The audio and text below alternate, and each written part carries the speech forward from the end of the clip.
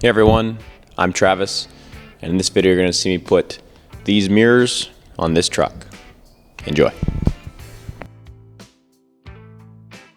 Alright, so coming at you with a bit of a weird one here. Ford Fusion mirrors on a 1971 F100. Not something you see every day. I will give credit to Vanata Customs. I stole this idea from them. They use Mustang mirrors and put them onto Resto Mod C10s and F100s and other trucks like that and stuff. So I stole the idea from them, but the Mustang mirrors are about 3 to 4 times the price. So the old cheap side of me started thinking and going, hey, if I can't do Mustang mirrors, well, what if I can do Ford Fusion mirrors? They kind of have a similar profile. I actually like them more. They kind of have a more style and more design and just a better curve to them, I think, in my opinion. Mustang ones are a little bit more flat. But I decided to adapt them to them. I like the idea that they're a little bit more modern. They kind of blend in with the truck.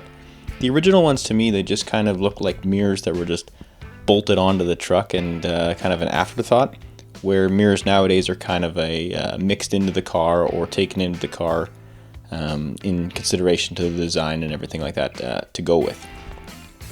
Probably talk about what I've got on screen here. So I had to contour it to the door itself. Of course, the Ford Fusion has a contour in its own right, and then the F100 has one as well. So I wish there was a trick or a formula or something I could say that was an easy way to do this for you, but that's just good old-fashioned fabrication. If you're taking on a thing like this, you should probably know how to do that. The important stuff here is the strength and the inside structures and stuff to remember, and you're seeing that here on the screen, where there's the inner bar that's a 3/16 plate that got epoxied into the inner structure, and then the outer plate or the covering plate or whatever that is the 16th gauge sheet metal that, as you can see, gets welded with some studs and all that kind of stuff. Here's the epoxy I used. It's Loctite 9017, I think, something like that. Chose this one because of there's a fancy pointer finger. Works at all temperatures, and it says it virtually bonds every material together. So I don't know why they put the word virtually in there. Hopefully it bonds every material together. Got out the old trail mix box and put it all together. This stuff wasn't the easiest to work with. It was a bit, it was just dense. It was kind of like molasses or thick molasses. And then to hold it in place, it kind of wanted to run a little bit. But it also did a good job of filling the gaps. So it was kind of a balance between it filling the gaps and it moving around a little bit. So it took a little bit of tricking and stuff like that. But it dried up good. Very strong. You know, you can yank on this thing and it's going pretty good. So I had to transfer over the holes. Simple cardboard template. What did I do here? I outlined the mirror before I put those studs in, so that outline you see there is the shape of where the mirror sat. So then I was able to transfer that template over where the holes are. That's kind of an important piece, because if I hadn't done that, it would have been a bit trickier to figure out where these holes were. And it ended up lining up pretty good. You know, you got to enlarge them a little bit, but it was able to sit into the truck and fit on, and there's kind of our first look at it and stuff. So diving into the guts of these things, another reason I wanted to run these is they have defrost.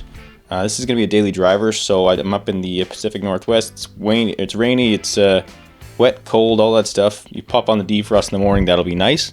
Also has the signals in the side. That's a nice little luxury. There's the wiring diagram for the people that need the info.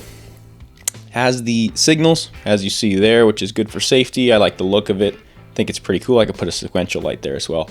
And then puddle lights as well. Middle of the night or something like that, I'm going to figure out a way to wire them up, and then you walk up to the truck and boom, these lights come on. Kind of a cool modern feature, something that you kind of overlook with these old things, nice little things. So there's a little snapshot of the time lapse of what it actually takes to cope these things and get them all in there. It takes a bit of time, but like I said, if you know what you're doing, you should be able to do it. And then there's the side-by-side of a one that's glued in and then one that's going to be glued in. Pretty simple. I do like that epoxy stuff. It worked out pretty good. And then here's the rendering. So this is my sheet of my rendering that I just look at all the time with some Sharpie and stuff like that. You can kind of see the mirror outline on that one. That's kind of just one I stole off the internet. And then there's the one that we've got. So it definitely modernizes the truck. It changes the look, but it's exactly what I want, so that's what matters. The view is kind of obstructed by that quarter window. It's a little bit better in person than you see here on camera, because you're able to decipher it with your eyes and actually look through it. But considering on my last truck I had no mirror on that side, it's a bit of an upgrade. So I can't complain. And then here it was.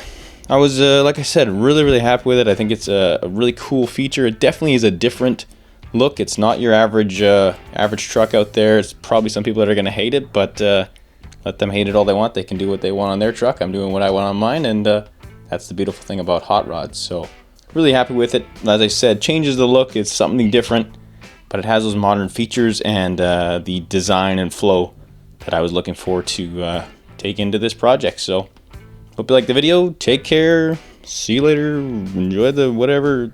All right. Bye.